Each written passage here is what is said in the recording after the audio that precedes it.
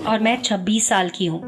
मैं शहर में एक ऑफिस में काम करती हूँ और शहर की अस्त व्यस्त जिंदगी से दूर जाने के लिए हर सैटरडे और संडे को अपने गांव घूमने जाती हूँ। किस्मत से शहर के पास ही गांव में एक घर ले रखा है मैंने।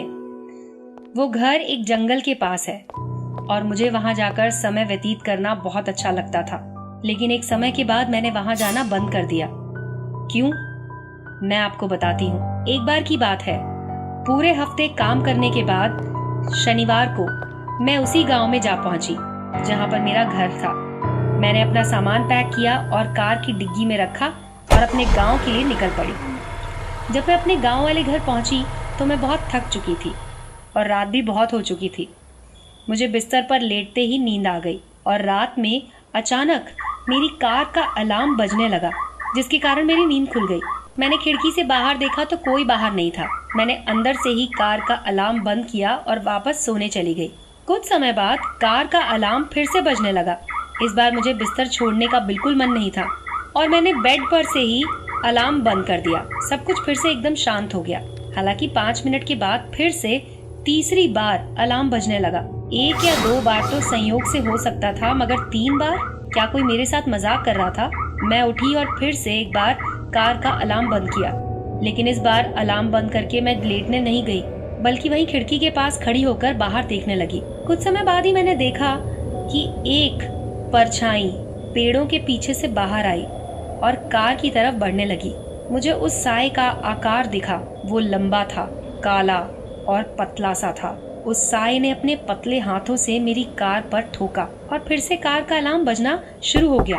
बहुत तेज रफ्तार के साथ वो वापस उन्हीं पेड़ों के पीछे चला गया। उस वक्त मुझे समझ आ गया कि मेरे साथ क्या हो रहा है और मैं डर गई। मैंने अलार्म बंद किया, लेकिन मैं खिड़की से बाहर देखती रही। इस बार वो साया पेड़ों की तरफ से मेरे घर के दरवाजे तक आया और गेट की कुंडी हटा दी। डर की वजह से मैं वहीं जम गई थी। बहुत से गंदे गंदे ख्याल मेरे मन में चलने लगे। लेकिन वो कौन था? वो आखिर मुझसे क्या चाहता था? वो क्या कर रहा था? क्या वो अभी यहाँ से भागेगा या नहीं? मेरे रोंगटे खड़े हो गए ये सब सोचकर। मेरे घुटने कांपने लगे, मेरा गला सूख गया और मेरा दिल बहुत जोर से धड़कने लगा। मैं बहुत चिंतित हो गई। मैंने अपने दांतों को आपस में भींच लिया और अपने हाथों से मुट्ठी बांध ली। मैंने थोड़ी हिम्मत बटोरी और बहुत तेजी से नीचे की तरफ भागी। मैं खुद को बचाने के लिए इधर उधर किसी चीज को ढूंढने लगी। जैसे ही मैं नीचे वाले बरामदे की तरफ पहुंची, मैंने वहां पे लाइट जलाने के लिए हाथ बढ़ाया, लेकिन मेरे कदम रास्ते में ही जम गए। वो काला साया मेरे सामने वाली खिड़की से चिपका हुआ था और अंदर की तरफ देख रहा था। मैं तुरंत सोफे के पीछे छुप गई और बाहर देखने लगी। मुझे समझ में आया कि वो कार का अलार्म बार बार क्यों बजा रहा था। वो मुझे बाहर बुलाना चाह रहा था। मैं उसके डरावने चेहरे से अपनी निगाहें नहीं हटा पाई। उसके चेहरे का रंग सफेद था और उसके पूरे चेहरे पर झुर्रियां थीं। उसकी आंखें काली और बहुत छोटी थीं। नाक की जगह पर 2 खरगोश की तरह छेद थे और उसके दांत किसी दानव के जैसे थे। उसकी सांस बहुत तेज चल रही थी, जिसकी वजह से खिड़की के शीशे पर कोहरा बन रहा था। मुझे अंदाजा हो गया था कि वो कहीं जाने वाला नहीं है। वो वहां से जाने लगा, लेकिन तभी मुझे दरवाजे की तरफ उसके कदमों के चलने की आवाज आई। मैं बहुत ज्यादा डर गई थी। उसने अपने पतले पतले हाथों से दरवाजे के नीचे हाथ डालना शुरू किया। वो चाहता था कि किसी भी तरीके से घर के अंदर आ जाए।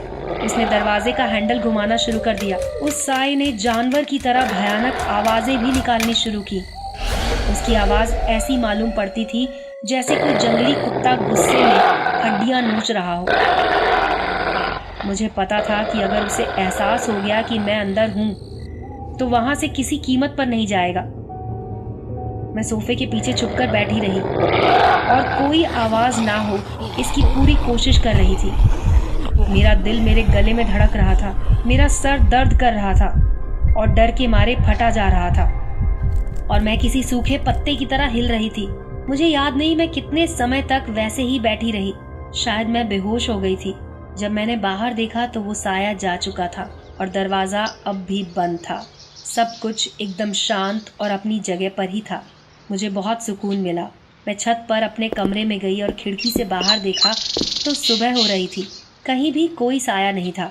मैंने अपनी चाबी जल्दी से उठाई, बगैर कोई सामान उठाए मैं कार की तरफ भागी और उस गांव से जल्दी से शहर की तरफ आ गई। जब तक मैं अपने शहर वाले घर नहीं पहुंच गई, तब तक मैंने अपनी कार को नहीं रोका। अपने कमरे में पहुंचकर मैंने समाचार सुनने के लिए रेडियो चालू किया।